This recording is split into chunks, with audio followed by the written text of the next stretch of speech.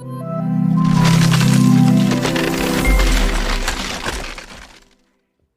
बच्चों, you are most welcome to your own YouTube channel Nikhil classes. This is instructor Nikhil sir back with a very new video lecture. बच्चा, आपको इससे पहले हमने AP and GP के 2 video lectures provide किए हुए हैं, जिसमें पहले वाले में पूरा इंट्रोडक्शन था एंड एक्सप्लेन किया था, बहुत अच्छी तरीके से हमने एक्सप्लेनेशन का वीडियो था। सेकंड में हमने एक्सरसाइज 9A को क्वेश्चन नंबर 1 से लेकर के 11 तक पूरा सॉल्व किया था, और आज इस वीडियो लेक्चर के अंदर क्वेश्चन नंबर 12 से लेके 23 तक पूरा आपका एक्सरसाइज हम कंप्लीट करेंगे। वीडियो लेक्चर पसंद आता हो तो लाइक ज़रूर किया करो बच्चों, है ना, और कमेंट करके ज़रूर बता दिया करो यार कि कौन सी चीज़ें आपको समझ में आ रही हैं, कौन सी नहीं आ रही हैं।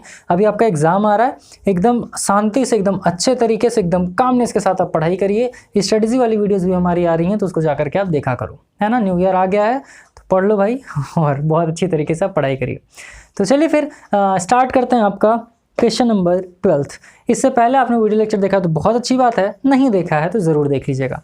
क्वेश्चन नंबर 12 कह रहा है सर, यहाँ आपको कोई टर्म दिया है, लिखा हुआ है क्वेश्चन में कि it is in AP, find the middle term, यानी आपको मिडिल टर्म निकालना है। तो बच्चा किस तरीके से निकलेगा समझो। तो आपको पता है ना क्या करते हैं, पहले आपको पता करना होता है ए क्या है, फिर आपको पता करना होता है कॉमन डिफरेंस यानी डी क्या है। बच्चा ये वाला होता है A1, ये होता है A2, ये होता है A3, और जो लास्ट में टर्म होता है उसको मानते हैं AN, है ना। लास्ट टर्म क्या है AN, तो AN को हम क्या मानेंगे 37 लेट कर लेंगे। ठीक है, अब समझो A का वैल्यू क्या होगा, यहाँ से डायरेक्ट दिख रहा है कि सर 213 होगा, क्योंकि जो फर्स्ट टर्म होता है वही आपका A होता है ना। D की बात कर लोगे बच्चे तो D क्या हो जाएगा, तो D का वैल्यू होता है सर A2 माइनस A1, तो A2 मतलब कितना है सर 205 है, A1 कितना है सर 213 है। ठीक, तो ये कितना आ गया बच्चा, D का वैल्यू आ गया आपका -8, यानी A का वैल्यू 213 और D का वैल्यू कितना आ गया -8 आ गया। अप्लाई कर दोगे यहाँ पर आप फॉर्मूला क्या है बच्चा, तो AN इज इक्वल्स टू क्या फॉर्मूला बन जाता है, A plus n-1 into D, क्योंकि आपको क्या फाइंड करना है, n फाइंड करना है। पहले आप नंबर ऑफ टर्म्स फाइंड करोगे तब तो आप मिडिल टर्म फाइंड कर पाओगे। तो नंबर ऑफ टर्म्स निकालने के लिए an की वैल्यू कितनी लेट कर ली आपने कि सर 37 है, a का वैल्यू कितना है तो सर 213 हो गया, प्लस n-1 इंटू डी का वैल्यू क्या है बच्चा -8 है। तो सॉल्व कर लोगे 37 इज इक्वल्स टू कितना होगा 213, -8 का अंदर मल्टीप्लाई कर लोगे तो कितना हो जाएगा, तो ये आपका हो जाएगा -8n, माइनस इंटू माइनस कितना हो जाएगा प्लस, तो ये आपका हो जाएगा +8। ब्रैकेट ओपन कर दो, एक स्टेप और बढ़ा देते हैं, ये आपका होगा 213, ये कितना हो जाएगा सर -8n + 8। अब 37 इज इक्वल्स टू 213 को 8 में ऐड करेंगे तो कितना हो जाएगा सर, तो ये हमारा हो जाएगा 221 -8n। अब क्या करते हैं, -8n को इस साइड लेकर के आओगे तो +8n हो जाएगा, 37 को उधर लेकर के जाओगे तो -37 हो जाएगा। तो ये आपका क्या हो जाएगा बच्चा, 8n इज इक्वल्स टू 221 -37। ये कितना हो जाएगा, 8n इज इक्वल्स टू 11 - 7 आपका आ गया 4, 21 - 3 कितना आ जाएगा 18 आ जाएगा। n की वैल्यू कितनी आ गई बच्चा 184 डिवाइडेड बाई 8, कटपिट कर दोगे तो 8 2 = 16 और 8 3 = 24, तो n की वैल्यू क्या आ गई 23 आ गई। यानी कि जो आपका 37 है वो कौन सा टर्म है, तो सर ये 23rd टर्म है। कौन सा टर्म है, 23rd टर्म है। बट सर यहाँ तो आपको मिडिल टर्म निकालना है, तो मिडिल टर्म फाइंड कैसे करेंगे, तो पहले कॉमन सेंस लगा लो कि अगर मान लेते हैं सर टोटल 23 बच्चे हैं, तो ऑब्वियस सी बात है इधर 11 होंगे, इधर 11 होंगे, टोटल कितने हुए 22 हो गए। ठीक है, चलो हम क्या मान लेते हैं कि ठीक है सर इधर 12 होंगे और इधर क्या होंगे 12 होंगे, तो 12 + 12 कितने हो गए 24 हो गए। आ रही है बात समझ में। सेंटर में तो कोई है ना वैल्यू 23, या सिंपल समय में आप क्या निकाल सकते हो, सिंपल समय आपको टेक्निक और तरीका बता देता हूँ निकालने का कि कैसे आप निकालोगे। जब भी आपको मिडिल टर्म निकालना हो तो जो भी वैल्यू आपकी आई है उसमें +1 करके 2 कर दो, तो ये कितना हो जाएगा, ये आपका हो जाएगा 24/2, कटपिट कर दोगे तो कितना आ गया 12। तो यहाँ पर आप लिखोगे क्या, since 12th term is middle term, या 12th term will B middle term, इस तरीके से आप लिख सकते हो। अब 12th टर्म निकालने का फॉर्मूला क्या हो जाएगा, तो यहाँ पर आप लिखोगे देयरफॉर A12। कल के वीडियो लेक्चर के अंदर मैंने बताया था इसको किस तरीके से सॉल्व करते हैं, तो सर A + 11 इंटू डी कर देते हैं। तो A12 आपको पता करना है, A का वैल्यू कितना है, फिर से हम रखेंगे 213 + 11 इंटू डी का वैल्यू कितना है -8, तो A12 यहाँ से आपका निकल करके आ जाएगा 213 माइनस, क्योंकि इससे मल्टीप्लाई कर दोगे तो क्या हो जाएगा, माइनस हो जाएगा। यहाँ पर आ गया आपका 88। तो मिडिल या 12th टर्म क्या हो जाएगा, तो सर यहाँ पर ऐड कर दो, 13 माइनस 8 कितना हो गया, 5 हो गया। 20 माइनस 8 कितना हो गया सर, तो ये हमारा 12 हो गया, यानी कि 12th टर्म आपका क्या आ गया, 125। ठीक, इसका मतलब कि कहाँ से चले थे, 213 से आप चले थे, 37 तक गए थे, 37 तक टोटल 23rd टर्म थे, यानी 23 टर्म्स थे। मिडिल टर्म पूछा था, तो आप 12th टर्म निकाल लोगे, दैट विल बी सर 125। आ रही बात समझ में। तो इस तरीके से क्वेश्चन नंबर 12 होगा सॉल्व। मैं उम्मीद कर रहा हूँ आपको समझ में आया होगा। चलिए इरेज करते हैं, बाकी क्वेश्चन सॉल्व करके आपको बता देते हैं। हाँ तो बच्चा, अब हम सॉल्व करने जा रहे हैं क्वेश्चन नंबर 13 और 14 इस स्लाइड में हम सॉल्व कर लेंगे। 13 क्वेश्चन देखो बहुत अच्छा है, कह रहा है कि if the 3rd and 9th term of an AP are 4 and -8, यानी कि आपसे क्या कह रहा है सर, A3 की वैल्यू दिया हुआ है कितना, A3 का वैल्यू आपको गिवन है यहाँ पर, A3 की वैल्यू गिवन है 4 एंड A9 का वैल्यू गिवन है -8, A9 का वैल्यू गिवन है -8। ठीक, तो 3rd and 8th term of an AP, 9th term, हाँ 3rd and 9th term of an AP are 4 and -8 respectively, then which term of an AP is 0। अब आपसे क्या पूछा है कि which term of an AP is 0, तो यहाँ पर आप लेट कर लोगे, let nth term will be 0 या लेट nth टर्म बी 0, तो सॉल्व कर देंगे। क्योंकि आपको पता नहीं कि कौन सा टर्म 0 होगा, तो nth टर्म को 0 मान लेना है। पहले इससे क्या कर लेंगे, A3 की वैल्यू कितनी दी हुई है 4, A3 को आप क्या लिख सकते हो, तो सर A + 2D ज़रूर लिख लेंगे हम। A + 2D लिखोगे, इसकी वैल्यू कितनी आ गई, 4 आ गई। अच्छा ठीक है, क्योंकि आपको ना तो A के बारे में पता ना D के बारे में पता है, तो चलो मैं इसको इक्वेशन 1 बना लेता हूँ। ठीक, सेकंड क्या करते हैं, A9 का जो वैल्यू गिवन है बच्चा वो कितना है, -8, तो इसको क्या लिख सकते हो, इसको आप लिख सकते हो A8 या फिर A + 8D, A + 8D is equals to कितना हो जाएगा, -8 हो जाएगा, है ना। इसको आप इक्वेशन सेकंड मान लो। अब क्या कर लेंगे, देखो इक्वेशन 1 में भी A है, इक्वेशन 2 में भी A है, तो यहाँ से आप क्या कर लोगे, सब्ट्रैक्टिंग इक्वेशन 2 - 1 कर लेते हैं। सब्ट्रैक्ट कर लो भैया, तो क्या हो जाएगा, या फिर 1 - 2 कर लीजिए, यहाँ पे 1 - 2 कर लो, तब क्या हो जाएगा बच्चा, यहाँ हो जाएगा A + 8D is equals to -8, ये कितना हो जाएगा, A + 2D is equals to +4, है ना। माइनस कर लोगे, A से कैंसिल आउट हो गया, 8 - 2 कितना हो जाएगा सर, तो ये आपका हो गया 6D, और -8 - 4 कितना हो जाएगा, तो -12 हो गया। D का वैल्यू यहाँ से कितना आ गया, -2 आ गया। D का वैल्यू आपका कितना आ गया, तो D का वैल्यू बच्चा -2 आ गया। अब A का वैल्यू फाइंड करने के लिए आप क्या कर लेंगे, तो A का वैल्यू फाइंड करने के लिए किसी भी इक्वेशन में D का वैल्यू पुट कर दो, और मैं इक्वेशन 1 में D का वैल्यू पुट करता हूँ। तो इक्वेशन 1 क्या है, तो sir A + 2D is equals to 4 है, D का वैल्यू -2 है, तो A + 2 × -2 इज इक्वल्स टू 4, ये कितना हो जाएगा, A - 4 इज इक्वल्स टू 4 उस साइड चला जाएगा, तो A इज इक्वल्स टू 4 + 4, यानी A की वैल्यू कितनी आ गई सर, 8 निकल करके आ गई। तो आपको क्या पता चल गया, आपको D पता चल गया, कॉमन डिफरेंस कितना है, और आपको पता चल गया कि A की वैल्यू क्या है, यानी कि फर्स्ट टर्म क्या है। तो आपको फर्स्ट टर्म पता चल गया, डिफरेंस पता चल गया, तो अब क्या निकालना है आपको, nth टर्म या कौन सा टर्म 0 होगा, तो यहाँ पर आप लिखोगे now an is equals to 0। अब an इज इक्वल्स टू 0, तो इसका फॉर्मूला क्या होता है, it is A + n - 1 × D is equals to 0। बहुत मज़ेदार एक चैप्टर है भाई, समझ में आ गया ना, तो इससे इजी, इससे अच्छा चैप्टर कुछ है ही नहीं। नहीं समझे तो फिर बस फंसे रहो, परेशान रहो। A की वैल्यू 8 है, तो यहाँ पर लिख दो 8 + n - 1 × D का वैल्यू कितना निकल करके आया है सर, तो D का वैल्यू आया -2, यहाँ इज इक्वल्स टू 0 लिख दीजिए। तो 8 -2 का मल्टीप्लाई कर लोगे तो -2n - +2 इज इक्वल्स टू कितना हो जाएगा 0। 8 + 2 कितना हो जाएगा, तो 10 - 2n is equals to 0, 2n उधर जाके प्लस हो जाएगा, तो 2n is equals to 10, n की वैल्यू क्या आ गई 5, n का वैल्यू क्या आ गया 5। इसका मतलब क्या हो गया, 5th term will be 0, 5th term क्या हो जाएगा, 0 हो जाएगा, यानी फर्स्ट टर्म 8 है और 5th टर्म आपका क्या हो जाएगा, 0 हो जाएगा। आई बात समझ में।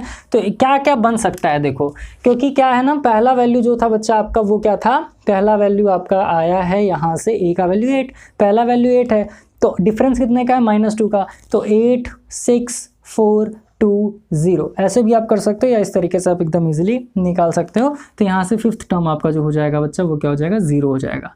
अब क्वेश्चन नंबर 14 यहीं पर देख लेते हैं हम। क्वेश्चन नंबर 14 भी अच्छा क्वेश्चन है, देखो क्या कह रहा है। क्वेश्चन नंबर 14 में कह रहा है कि the 8th term of an AP is 0। यहाँ पर आपको 8th टर्म बता दिया कि सर हमारा जो A8 है वो क्या है, हमारा 0 है। बहुत बढ़िया है। तो 8th term of an AP is 0, prove that it's 38th term is 3 times the 80th term. यानी कि कौन सा टर्म है भाई, फिर से देख लें एक बार। यहाँ पर कह रहा है कि prove that it's 38th term, यानी प्रूव करना है। प्रूव क्या करना है, देखो, prove that it's 38th term is, यानी A38 is equals to 38th term is, हाँ 38th term is 3 times it's 18th term, 3 times it's 18th term. तो यहाँ पर आप करोगे सॉल्यूशन और यहाँ पर आप क्या लिखोगे, LHS।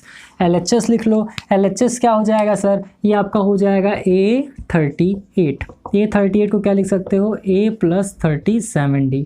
अब A + 37D निकाल लेना है आपको, ठीक। लेकिन यहाँ पर आपको A क्या क्यों दिया है कि A8 की वैल्यू यानी 8th टर्म की वैल्यू क्या है, 0। तो यहाँ पर इसको आपने लिख लिया इक्वेशन 1 बना करके।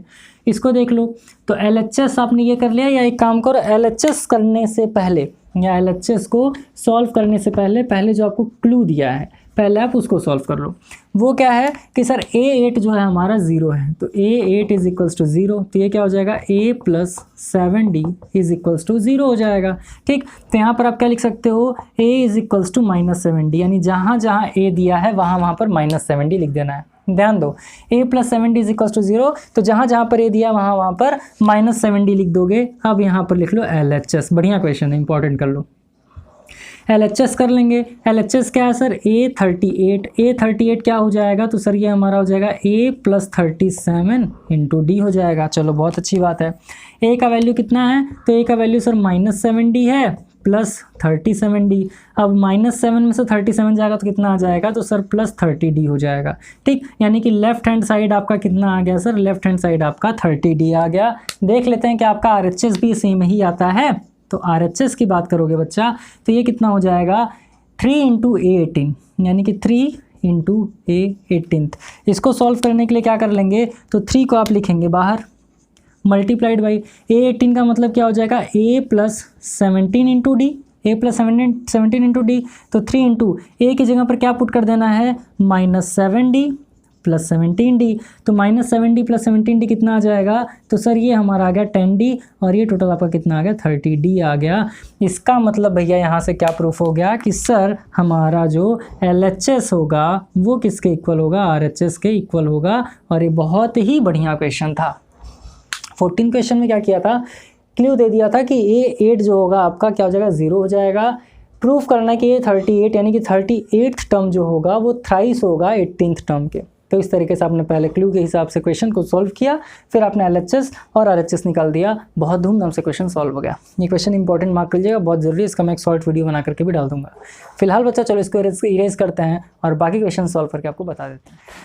हाँ देखो बच्चा, क्वेश्चन नंबर 14 तक तो आपने अलग अलग क्वेश्चंस देखे हैं। अब क्वेश्चन नंबर 15 भी कुछ ऐसा ही डिफरेंट क्वेश्चन है। क्या कह रहा है सर, यहाँ पे आपको ना वैल्यू गिवन है और वैल्यू के बाद में आपको लिखा है फर्स्ट नेगेटिव टर्म, बताओ क्या होगा।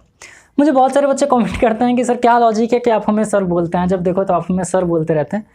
तो देखो एक तरीका होता है ना, जैसे मान लो कि मैं आपको छोटा भाई बहन बोल सकता हूँ, बोलता भी हूँ, भाई भी बोलता हूँ, दोस्त भी बोलता हूँ, मित्र भी बोलता हूँ, इस तरीके से सर भी बोलता हूँ। जब मैं आपका सर हूँ तो अभी तो हमारे सर हो ना, ठीक है। तो इसलिए तो बहुत ज़्यादा इसको कोई मतलब वो नहीं होता, तो ज़्यादा दिल पे बात नहीं लेना कि सर तो आप हैं तो मुझे ही सर क्यों बोल रहे हैं ना, तो ऐसा कुछ नहीं होता, ठीक है। चलो देखो अब क्या है कि इस तरीके से वैल्यूज आपको गिवन है बच्चा, तो फर्स्ट नेगेटिव टर्म देख लेते हैं क्या होगा। क्योंकि 120, 116, 112, 108, 104, फिर आपका 100, इस तरीके से 96, 92, तो सर फर्स्ट नेगेटिव टर्म कहाँ आएगा, तो इस तरीके से आप कर नहीं सकते। तो आओ सॉल्व करते हैं। यहाँ A आपको क्लियर गिवन है कि सर हमारा 120 होगा, कि A का मतलब होता है फर्स्ट टर्म। कॉमन डिफरेंस की बात करेंगे तो A2 - A1 यानी कि 116 - 120 कर दो, तो D की वैल्यू यहाँ से निकल करके आ गई सर -4। आपको जब A और D पता चल गया तो आप क्या लेट कर लोगे, तो सॉल्यूशन में आप लिखेंगे let nth term is negative. तो nth टर्म नेगेटिव होने का मतलब, नेगेटिव का मतलब क्या होता है कि हमारा n को आप नेचुरल नंबर मान लो। तो अगर हमारा जो n है वो लेस देन 0 हो जाए, या हमारा जो n है वो लेस देन 0 हो जाएगा, तब तो हमारा जो वैल्यू है नेगेटिव होगा, क्योंकि 0 तो आपका होल नंबर है। अब होल नंबर होने की वजह से वो आपका पॉजिटिव नंबर है, यानी कि 0 is neither positive nor negative, तो एज अ पॉजिटिव इसको हम मान लेते हैं। तो फर्स्ट नेगेटिव टर्म क्या होगा, तो -1 -2 इस तरीके से होगा। अब इसके टर्म में, इसके कंडीशन में देखते हैं कि माइनस टर्म या नेगेटिव टर्म कौन सा होगा। तो यहाँ पर आपको क्या फॉर्मूला लगा देना, यहाँ पर आप लगाओगे an इज लेस देन 0। बहुत ध्यान देना, आपने पढ़ा होगा लीनियर इनइक्वालिटीज़ है ना, उसमें ध्यान से ये सारी चीज़ें दी हुई होंगी, आपने सॉल्व किया भी होगा, ठीक। तो इसमें बहुत ज़्यादा प्रॉब्लम नहीं होना चाहिए। एन का फॉर्मूला लगा दो, तो sir a + n-1 into D is less than क्या हो जाएगा, 0 हो जाएगा। a की वैल्यू कितनी है बच्चा, तो ये है आपका 120 प्लस nth टर्म आपको पता ही नहीं है, तो यहाँ पर आप क्या लिखोगे n-1 इंटू डी का वैल्यू कितना आया है, तो सर -4 आ गया है। ये हमारा हो जाएगा 120 -4 का अंदर मल्टीप्लाई कर दोगे तो -4n, और माइनस का मल्टीप्लाई -1 से कर दोगे तो क्या हो जाएगा, +4 लेस देन आपका 0 हो जाएगा। 120 + 4 कितना हो जाएगा बच्चा, तो sir it will be 124 -4n is less than 0।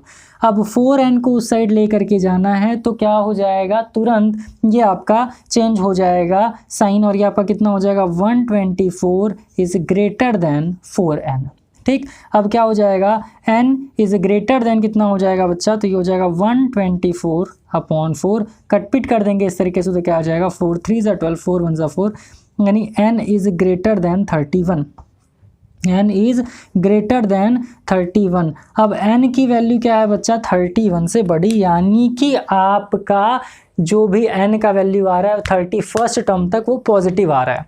क्या आ रहा है, 31st तक जो भी वैल्यू आ रहा है वो आपका क्या आ रहा है, पॉजिटिव आ रहा है। तो यहाँ पर क्या हो जाएगा, देयरफॉर फर्स्ट नेगेटिव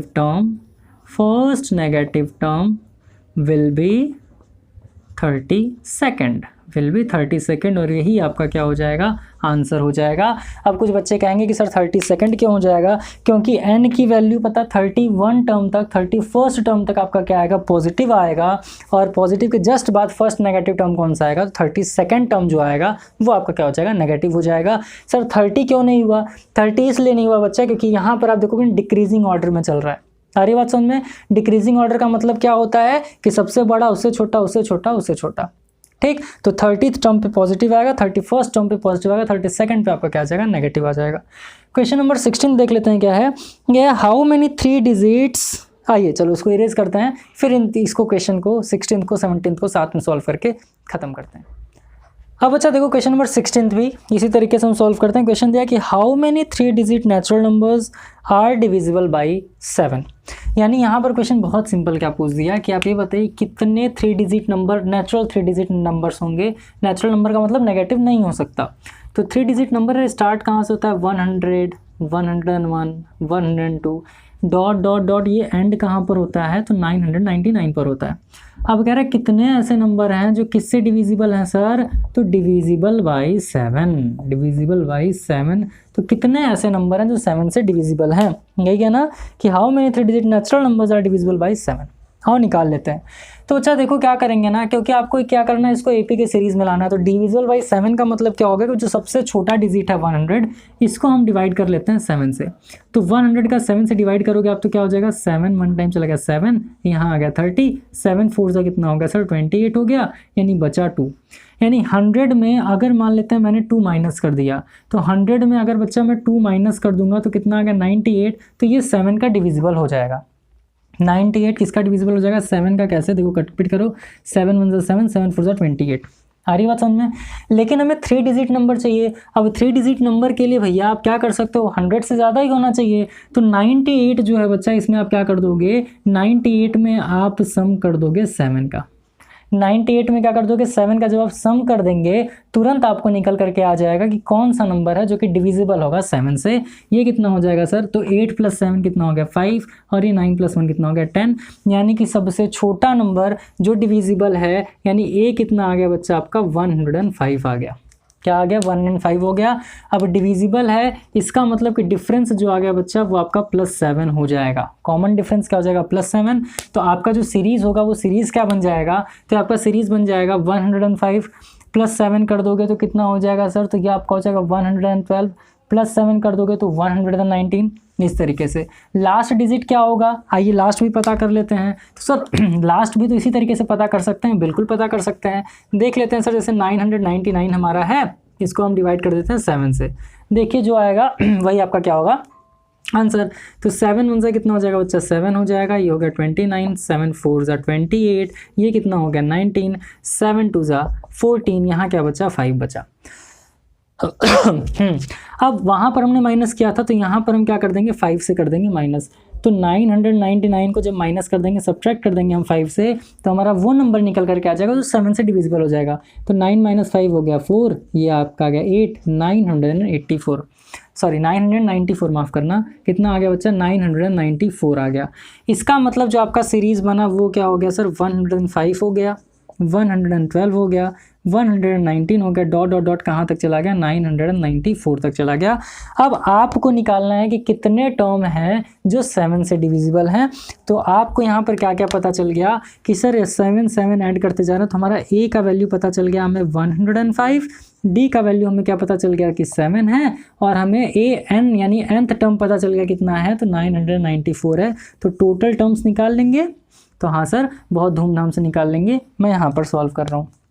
तो फॉर्मूला क्या हो जाएगा सर, तो यहाँ पर आप लिख दोगे A n is equals to A plus n - 1 into D. A n की जगह क्या पुट कर देना है, तो सर 994 में पुट करूँगा। ए का वैल्यू आप कितना पुट करोगे, तो सर 105 कर लेते हैं, प्लस n - 1 इंटू डी की जगह क्या पुट कर लोगे 7। 105 को इधर भेज दो, तो 994 - 105 इज इक्वल्स टू कितना हो जाएगा बच्चा 7n - 7 हो गया।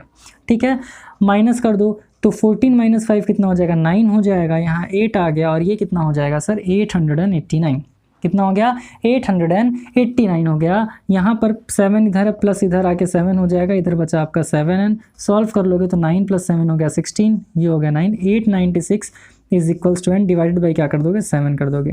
कटपिट कर लो भैया, तो 7 1 ज़ा n की वैल्यू क्या हो जाएगी, तो सर 7 1 ज़ा 7, 7 2 ज़ा 14 हो गया, 56 बचा ना।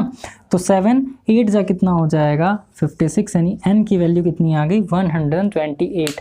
यानी कि क्वेश्चन क्या था कि 3 डिजिट नेचुरल नंबर, ध्यान देना, नेचुरल नंबर जो 3 डिजिट्स के होते हैं वो कितने नंबर उसमें ऐसे होते हैं जो 7 से डिविजिबल हों। तो सर टोटल 128 नंबर्स होते हैं जो 7 से क्या होते हैं डायरेक्टली डिविजिबल होते हैं।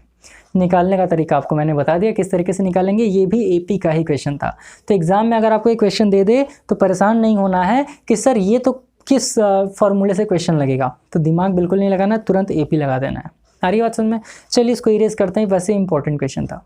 नेक्स्ट क्वेश्चन सॉल्व करके आपको बता दें। अब देखिए बच्चा, क्वेश्चन नंबर 17 को ना आप इंपॉर्टेंट मार्क कर लो, क्योंकि ये क्वेश्चन थोड़ा डिफरेंट आ गया। आप क्वेश्चन नंबर 17 क्या कह रहा है, बहुत ध्यान समझिएगा। कह रहा है कि 2 APs have the same common difference, यानी कि 2 AP हैं उनके पास सेम कॉमन डिफरेंस है ना। इसका मतलब मान लेते हैं अगर कोई AP आपका पहला A है और दूसरा A है, तो इनका जो डिफरेंस होगा वो सेम होगा। सपोज अगर ये A - 1 इज इक्वल्स टू 0 है, तो ये भी A - 1 इज इक्वल्स टू 0 हो जाएगा। ठीक, तो इनका जो डिफरेंस है वो सेम है। या सिंपल से वे में क्या कह सकते हो सर, सिंपल से में आप कह सकते हो कि अगर मान लेते हैं कि ये हमारा AP A है, ये स्मॉल a है, तो इसको जो कॉमन डिफरेंस है ये D हो जाएगा, और इसका भी जो कॉमन डिफरेंस है वो हमारा D हो जाएगा। ठीक, अब समझो, अब कह रहा है आपसे कि the first term of one of these is -1, जो फर्स्ट टर्म है इसका वो -1 है। ठीक, फर्स्ट टर्म का मतलब क्या हो गया कि A1 जो है ये आपका है -1, A1 है -1, इसको मैं स्मॉल a मान लेता हूँ और इस वाले को मैं कैपिटल A मान लेता हूँ। और ये जो है इसका फर्स्ट टर्म, ये कितना है बच्चा, ये है आपका -8, यही गिवन है। अब क्या कह रहा है मित्र आपसे, तो अब कह रहा है कि what is the difference between their fourth term. Their fourth term का जो डिफरेंस होगा, तो यहाँ पर आप क्या लिखोगे ATQ, यानी अकॉर्डिंग टू इक्वेशन के फोर्थ टर्म का डिफरेंस क्या हो जाएगा। तो बच्चा यहाँ पर आप लिखो A4 - A4, A4 - A4। अब A4 - A4 का मतलब क्या हो जाएगा, तो सर इसका मतलब हो गया A + 3D, इसका मतलब हो गया A + 3D माइनस क्या हो गया बच्चा, ये आपका हो गया A + 3D, यानी ये स्मॉल a ये कैपिटल है। अब इसको हम निकाल लेंगे बच्चा बाहर, तो क्या हो जाएगा, ये हो जाएगा A + 3D -3d। अब आप ये बताओ कि 3d से 3d कैंसिल आउट कर दें, बचा क्या आपके पास में बचा है स्मॉल a और -a। अब देखो यहाँ पर आपको स्मॉल a की वैल्यू कितनी गिवन है, -1, कैपिटल A की वैल्यू कितनी गिवन है, 8 गिवन है, -8 गिवन है ना। यहाँ पर वैल्यू पुट कर दो तो ये क्या हो जाएगा बच्चा, ये हो जाएगा आपका -1 -8। तो इसको सॉल्व कर देंगे तो कितना हो जाएगा, -1 + 8, तो ये निकल कर कितना आ गया बच्चा 7। अब ध्यान दीजिएगा कि अगर मान लेते हैं, क्योंकि दोनों का कॉमन डिफरेंस क्या सेम है, तो अगर मैं कैपिटल A4 इधर लिखता, -A4 इधर लिखता, तो ये वैल्यू क्या आ जाता बच्चा आपका -7 आ जाता, क्योंकि -8 यहाँ हो जाता, -1 यहाँ हो जाता। तो आप क्या लिख सकते हो, 7 और -7 दोनों में से कोई भी एक आंसर आपका आ जाता। ठीक है, अब मैं उम्मीद कर रहा हूँ ये चीज़ें आपको समझ में आई होंगी। आगे बढ़ते हैं बच्चा, क्वेश्चन नंबर 18 देख लेते हैं। क्वेश्चन नंबर 18 भी है बहुत ही सुंदर सा बढ़िया सा क्वेश्चन। 18 कह रहा है कि if an AP ratio of the 4th and 9th terms is 1:3। Ratio of the 4th and 9th term यानी कि A4 रेशियो A9 जो है वो कितना गिवन है बच्चा, तो 4th and 9th टर्म जो है वो 1:3 गिवन है। कितना गिवन है, 1:3 गिवन है। अब आपसे क्या रहा है, आपसे कह रहा है मित्र कि यहाँ पर आपको क्या फाइंड करना है, find the ratio of 12th and 5th term. 12th and 5th term यानी कि आपको क्या पूछा है, A12 रेशियो A5 आपसे पूछ रहा है। तो यहाँ पर आप कर दो सॉल्यूशन। अब जो गिवन है बच्चा पहले आपको उसे सॉल्व कर देना है। तो A4 रेशियो A9 को आप इस तरीके से लिख सकते हो क्या, A4/A9 इज इक्वल्स टू क्या लिख सकते हैं सर, A/3 लिख सकते हैं। A4 को आप क्या लिख सकते हो, A + 3D लिख सकते हो। A9 को क्या लिख सकते हैं आप, A + 8D लिख सकते हैं। ये कितना हो जाएगा, 1/3 हो जाएगा। क्रॉस मल्टीप्लाई कर लेंगे सर तो ये आपका 3A हो गया, +3 3 9D हो गया। वो उधर जाकर कितना हो गया, A + 8D हो जाएगा। इधर लेकर के आ जाओ, ये आपका हो गया 3A - A + 9D - 8D है ना, -8D इज इक्वल्स टू, इधर कुछ नहीं बचा तो इधर 0 मान सकते हैं। अब 3A - A कितना हो जाएगा, तो सर हमारा 2A हो गया, +90 है, माफ़ करिएगा 98 नहीं है, +9D - 8D कितना हो जाएगा सर, तो ये आपका हो गया sir +D is equals to 0। अब इसको क्या लिख सकते हैं, इसको आप लिख सकते हैं D is equals to -2A। इसको क्या लिख सकते हैं, D is equals to -2A। बहुत आराम समझिएगा कि 2A + D को आपने क्या लिख दिया, D is equals to -2A। अब आपसे पूछा क्या है, A12 रेशियो A5 पूछा है ना, तो यहाँ पर क्या लिखोगे, तो यहाँ पर आप लिखेंगे नाउ क्या हो जाएगा, A12 का मतलब हो जाएगा A12 रेशियो A5। इसको आप क्या लिख सकते हो, A12/A5 लिख सकते हो। इसकी वैल्यू आपको फाइंड करनी है, तो A12 का मतलब क्या हो गया, तो सर A + 11D हो गया। A5 का मतलब क्या हो गया, A + 4D हो गया। ठीक, अब इसको आगे हम कर लेते हैं सॉल्व। आगे चलो मैं यहाँ से सॉल्व करता हूँ, यहाँ से पहले यहाँ कर लो।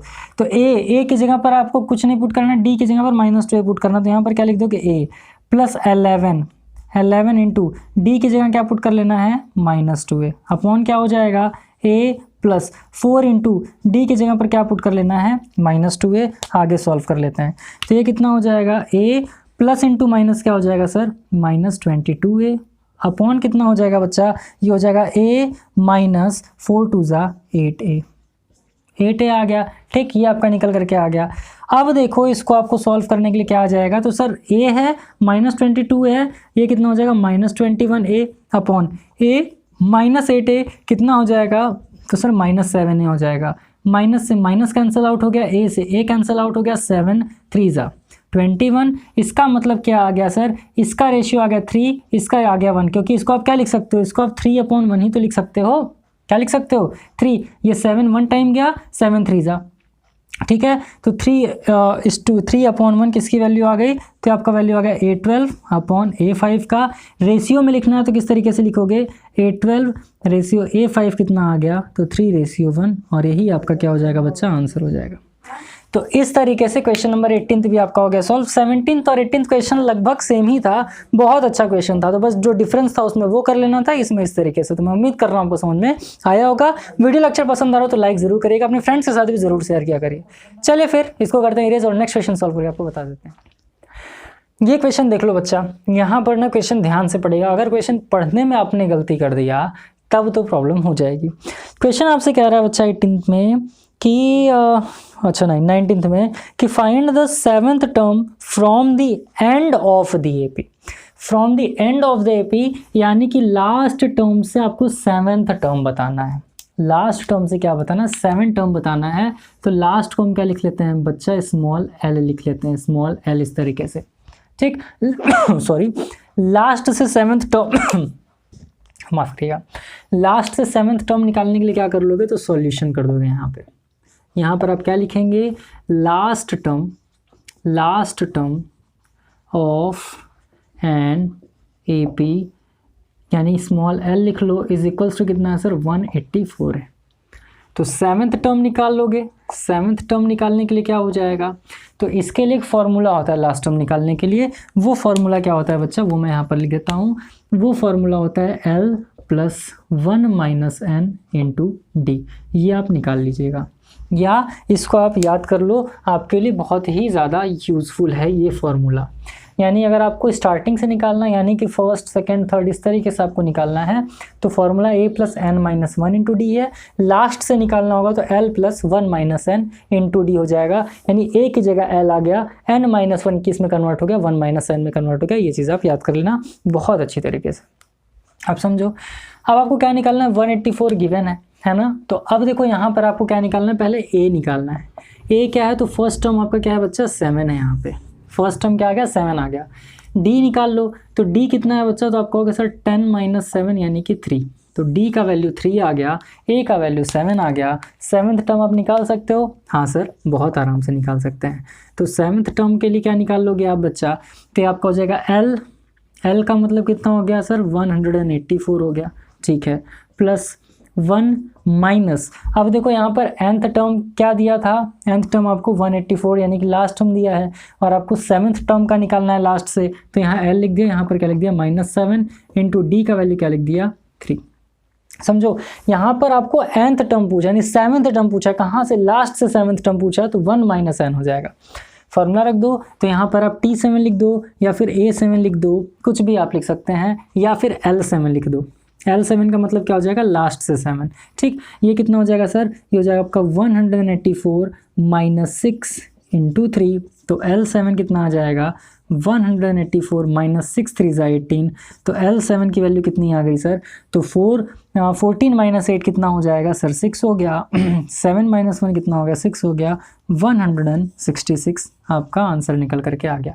तो इस तरीके से 19th क्वेश्चन बहुत अच्छा था, बहुत अच्छे तरीके से आपको सॉल्व कर लेना था। 3 क्वेश्चन और बचे हैं बच्चा, 3 या 4 क्वेश्चन हैं। चलिए इसको इरेज करते हैं। 20 वाला जो क्वेश्चन है बहुत इंपॉर्टेंट है, उसको मैं अलग से भी अपलोड करूँगा आपके लिए। तो चलिए इसको इरेज करते हैं। 20 वाला क्वेश्चन सॉल्व करके आपको बता देते हैं। तो बच्चा इस एक्सरसाइज 9A का मोस्ट इंपॉर्टेंट क्वेश्चन कह लें, या इंपॉर्टेंट क्वेश्चन कह लें, जो है वो आपका क्वेश्चन नंबर 20 है।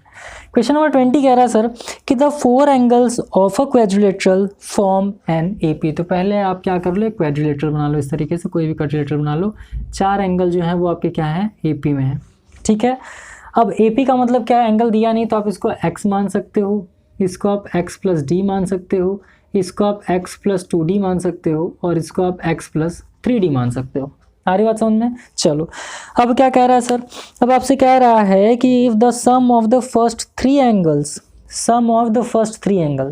पहले आप यहाँ पर ये देखो कि आपको पता है कि सम ऑफ ऑल एंगल्स या सम ऑफ अ क्वाड्रिलेटरल ये कितना होता है बच्चा? ये होता है 360 डिग्री। तो पहले सम कर लेते हैं।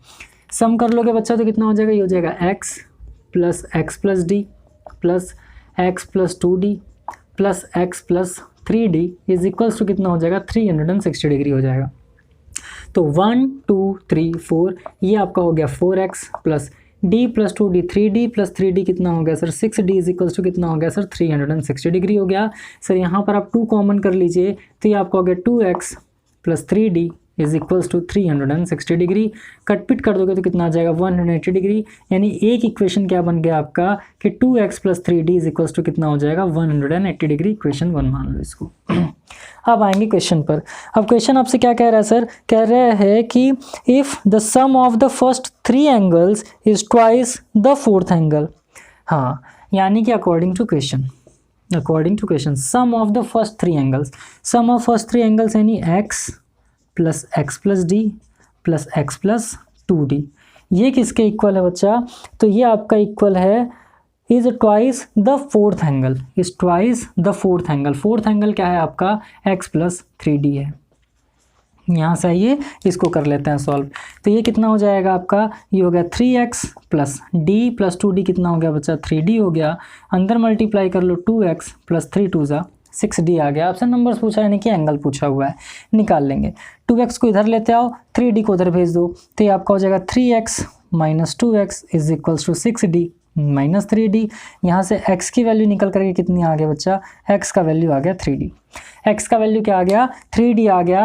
अब इक्वेशन 1 में पुट कर दोगे, यानी कि x की वैल्यू इक्वेशन 1 में पुट करेंगे। इक्वेशन 1 क्या है पहले लिख लीजिए, 2x plus 3d is equals to 180 degree. पहले a और d निकालिए तब तो एंगल निकलेगा। x की जगह पर 3d पुट कर देना है, तो 2 into 3d plus 3d is equals to 180 degree. ये कितना हो जाएगा 6d plus 3d is equals to 180 degree. ये कितना हो जाएगा sir 9d is equals to 180 degree. d की वैल्यू कितनी आ जाएगी 180 डिग्री बाई 9, कट पिट कर दोगे तो d की वैल्यू कितनी आ गई सर 20 या 20 डिग्री मान लो। अब d का वैल्यू आ गया 20, तो अब क्या कर देंगे हम पुट कर लेंगे किसी भी इक्वेशन में। आ जाओ मैं इसी इक्वेशन में d का वैल्यू पुट कर लेता हूँ। तो d का वैल्यू पुट करके हम पहले क्या निकालेंगे, x की वैल्यू निकालेंगे, क्योंकि आपका जब x निकलेगा तभी तो ये निकल पाएगा। ठीक है, आ जाओ। तो यहाँ पर क्या हो जाएगा फिर से, तो आपका हो गया 2x plus 3d is equals to 180 degree. ठीक, अब इसको सॉल्व कर लो। तो ये हो गया सर आपका 2x plus 3 into 20, 3 into 20 is equals to 180। ये कितना हो जाएगा 2x plus 60 is equals to 180 degree.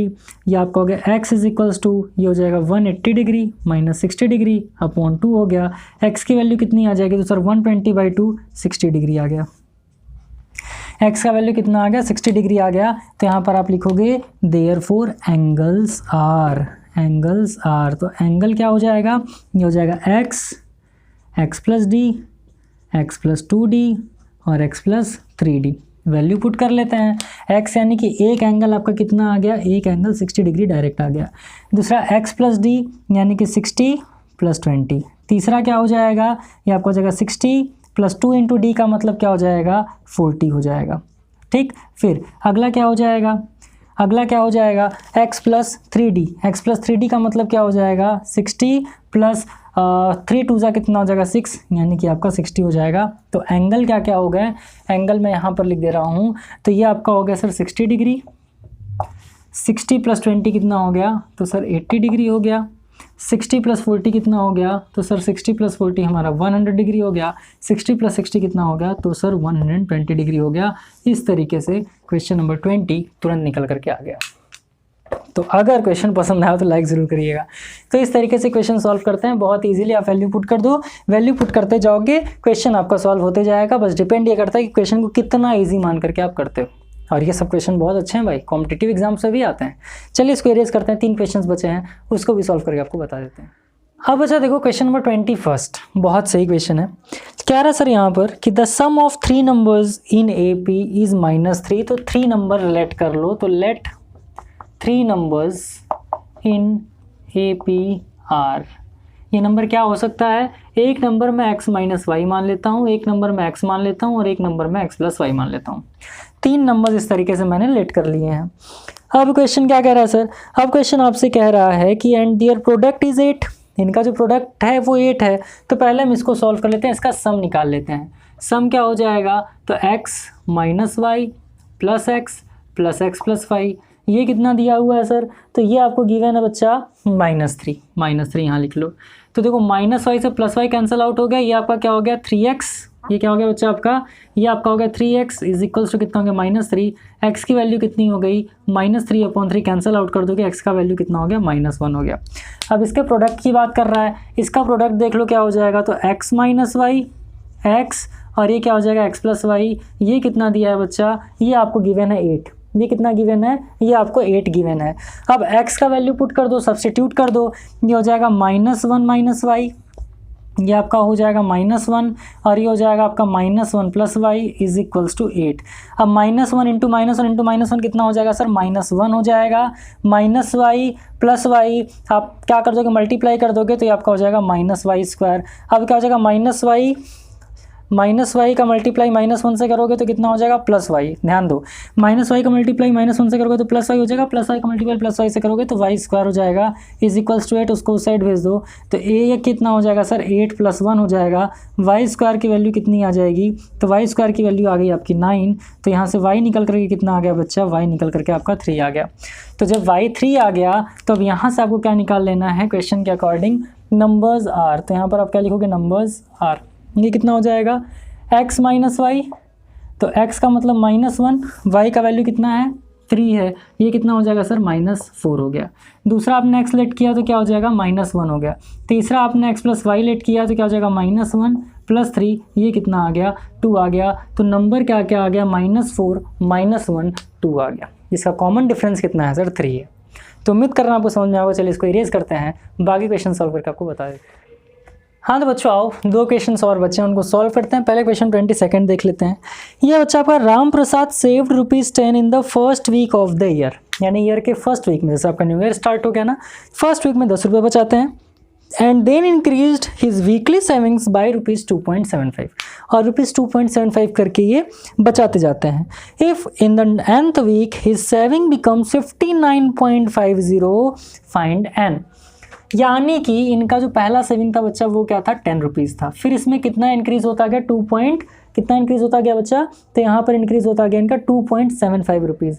तो 2.75 जब इंक्रीज़ हुआ तो क्या हो जाएगा 10 + 2.75, तो ये आपका कितना हो जाएगा, ये आपका हो जाएगा 12.75। कितना हो गया 12.75 डॉट डॉट डॉट ऐसे करके कहाँ तक चला गया, तो जो लास्ट टर्म आया बच्चा दैट इज़ 59.50, कितना आ गया 59.50 आ गया। अब आपसे पूछा है कि आप nth टर्म निकाल लो, तो nth टर्म निकालने के लिए आपको पता है बच्चा a की वैल्यू क्या आ गई 10 आ गई। अब अगर मैं d की बात कर लूँ तो d कितना है, तो 12.75 को जब आप सब्ट्रैक्ट करोगे -10 से तो d की वैल्यू कितनी आ गई 2.75, ये आपको गिवन ही है। तो जब ये वैल्यू आपको गिवन है तो आपको क्या फाइंड करना है, nth टर्म फाइंड करना है। तो कितने इजीली वे में कितने इजीली हम चीज़ों को सॉल्व कर पाते हैं। अब देख लो बच्चा, यहाँ पर आप सॉल्व करोगे ना तो क्या हो जाएगा, तो ये आपका हो जाएगा an = a + n-1 × d। अब an क्योंकि आपको लास्ट टर्म पता है दैट इज 59.50 = a का मतलब हो गया बच्चा 10, प्लस आपको nth टर्म निकालना है तो n-1, d की वैल्यू क्या है 2.75 है। इसको आप इस साइड लेते आओ तो 59.50 - 10 = कितना हो गया, इसका मल्टीप्लाई इसमें कर लेंगे या रहने ही दो, ये आपका हो गया n-1 मल्टीप्लाइड बाई कितना हो गया बच्चा 2.75 हो गया।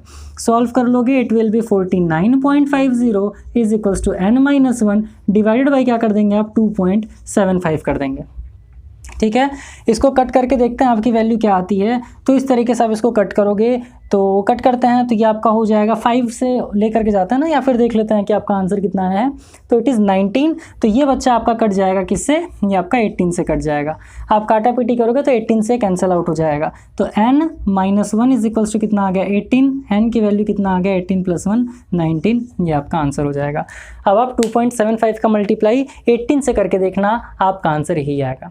तो इस तरीके से क्वेश्चन नंबर 22 भी सॉल्व हो गया। ये एक्सरसाइज ऑलमोस्ट आपका खत्म है, एक ही क्वेश्चन बचे हैं सिर्फ, and that is question number 23। आप एक बार कमेंट सेक्शन में जरूर बताना कि आपको कौन सा क्वेश्चन सबसे ज़्यादा अच्छा लगा, है ना, और कौन सा क्वेश्चन ऐसा जो थोड़ा सा आपको डिफिकल्ट लगा। तो फिलहाल चलिए इसको इरेज करते हैं और इस वीडियो लेक्चर का, इस एक्सरसाइज का लास्ट क्वेश्चन सॉल्व करके आपको बता देते हैं। बच्चा इस एक्सरसाइज का क्वेश्चन नंबर लास्ट और क्वेश्चन नंबर 23 आइए हम सॉल्व कर देते हैं, देखते हैं क्या है। अभी मैं ये वीडियो बना रहा था 31 दिसंबर को, और अभी जस्ट 1 जनवरी में हम एंटर किए हैं 2025 में। तो आप लोगों को विश हुआ very happy new year. Video जब भी आप तक पहुंचे, जब भी आप देख रहे हो, मेरी तरफ से न्यू ईयर का विश आपके लिए ना। चलो ठीक है, तो स्टार्ट करते हैं बच्चा। देखो सो दैट जैसे क्या होता है, हम लोग बोलते हैं ना कि यार न्यू ईयर पे हम ये करेंगे वो करेंगे, 31 एंजॉय करते हैं। मैं यहाँ आपके लिए वीडियो बना रहा हूँ, ठीक है। तो आप भी बस मस्त एंजॉय करिए, पढ़ाई लिखाई करिए, मस्त रहिए। और मैं आपको भी टाइम दिखा दूँ, देखो 1 मिनट। सो 12/9 Jan 1 है ना, अगर आपको दिख रहा होगा तो 12/9 जनवरी 1, तो 25। ऑल द वेरी बेस्ट आप लोगों को, खूब खुश रहिए, मस्त रहिए। तो चलिए बच्चा देखो लास्ट क्वेश्चन क्या है ना आपका यहाँ पर, ये है टीपी प्लस, यानी आपको क्या करना है, प्रूफ करना है बच्चा। अब देखो अब तक आप क्या सॉल्व कर रहे थे, आप an सॉल्व कर रहे थे। अब यहाँ पर आपको क्या दे दिया, a की जगह t दे दिया है, यानी कि टोटल नंबर ऑफ टर्म्स, और n की जगह p दे दिया है। इसका फॉर्मूला क्या होता था, a plus n minus one into D. इसका फॉर्मूला क्या बन जाएगा बच्चा, तो a की जगह t है तो यहाँ हो जाएगा t, प्लस n की जगह क्या हो जाएगा बच्चा, तो p minus one into D हो जाएगा। तो ये क्या आपका LHS। प्रूफ क्या करना है आपको, यहाँ पर मैं RHS लिख दे रहा हूँ।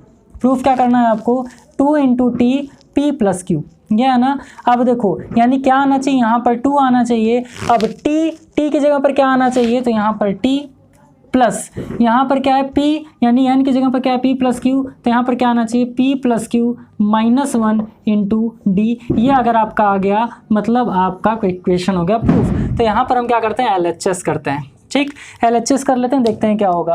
तो LHS क्या है बच्चा आपका, ये है आपका TP plus T into T P plus 2Q। इसको सॉल्व करोगे तो क्या हो जाएगा, तो TP को हमने क्या लिखा, T plus P minus one, T plus P minus one into D हो गया, प्लस टी प्लस क्या हो जाएगा बच्चा, n की जगह क्या रख देना है, बस p प्लस 2Q रख देना है। n की जगह p प्लस 2Q रख देना है, माइनस क्या हो जाएगा यहाँ पर 1 हो जाएगा, इंटू क्या हो जाएगा, d हो जाएगा। सॉल्व कर लोगे तो क्या हो जाएगा बच्चा, देखो t प्लस टी यहाँ पर क्या हो गया आपका 2t हो गया, t प्लस टी क्या हो गया 2t हो गया। यहाँ पर ऐड कर दो तो यानी मल्टीप्लाई कर दोगे तो हो जाएगा pd माइनस डी, प्लस यहाँ पर क्या बचा आपके पास, ये आपका हो जाएगा pd plus 2 into D Q, 2 into D Q, और माइनस क्या हो गया सर, डी हो गया इस तरीके से। ठीक है, अब देखो पी डी माइनस डी, अब देखो पी डी यहाँ पर है, पी डी यहाँ पर है, माइनस डी यहाँ पर है, माइनस डी यहाँ पर है, तो ये क्या बन गया 2t है ना, और यहाँ पर प्लस का साइन लगा दो, प्लस प्लस पी डी कितना हो गया, 2pd हो गया, माइनस डी कितना हो गया, माइनस 2d हो गया, और कुछ बच रहा है क्या, हाँ प्लस 2dq, हाँ प्लस का यहाँ पर 2dq है बच्चा। ठीक है, अब देखो यहाँ भी 2, यहाँ भी 2, यहाँ भी 2, यहाँ भी 2 उठा करके तुरंत कर लो कॉमन, 2 आपने कॉमन कर लिया तो क्या बचा t plus P D minus क्या बचा d, और प्लस क्या बचा बच्चा dq बच गया है ना। देखते हैं हमारा आया कि नहीं, क्या लाना था, 2 लाना था, t लाना था, प्लस यहाँ पर d कॉमन कर लेते हैं। देखो इसमें भी d, इसमें भी d, इसमें भी d है, तो एक काम कर लो कि d को कॉमन कर लो उठा के, तो यहाँ पर लिख दिया t प्लस d कॉमन कर लेंगे बच्चा, तो क्या बचा, यहाँ बचा p minus one plus q बचा ना, क्या बचा p minus one plus Q. देखो आया है क्या, p plus Q minus one, p plus Q minus one, इसका मतलब क्या हो गया बच्चा, ये हो गया आपका RHS। तो ये क्वेश्चन बहुत ही बढ़िया, बहुत ही शानदार, बहुत अच्छा था। समझ में नहीं आया तो एक बार फिर से आप देख लेना, बहुत अच्छे समझ में आ जाएगा। तो अच्छा, खूब खुश रहो, मस्त रहो। मैं उम्मीद कर रहा हूँ कि ये साल बहुत शानदार रहे आपका, हम सब का शानदार, बहुत शानदार, ये साल बहुत शानदार रहे।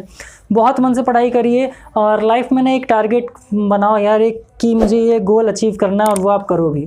ठीक है, तो बहुत अच्छी तरीके से पढ़ लो, बहुत अच्छी तरीके से आप मतलब किसी चीज़ को सोचिए और उसको कोशिश करिए कि अप्लाई करें 2025 में और अपने आप को बेस्ट कर पाएँ। चलिए फिर आज यहीं तक, जल्दी मुलाकात होगा आपसे अगले वीडियो लेक्चर के अंदर। तब तक के लिए खूब खुश रहिए, मस्त रहिए, all the very best, thank you.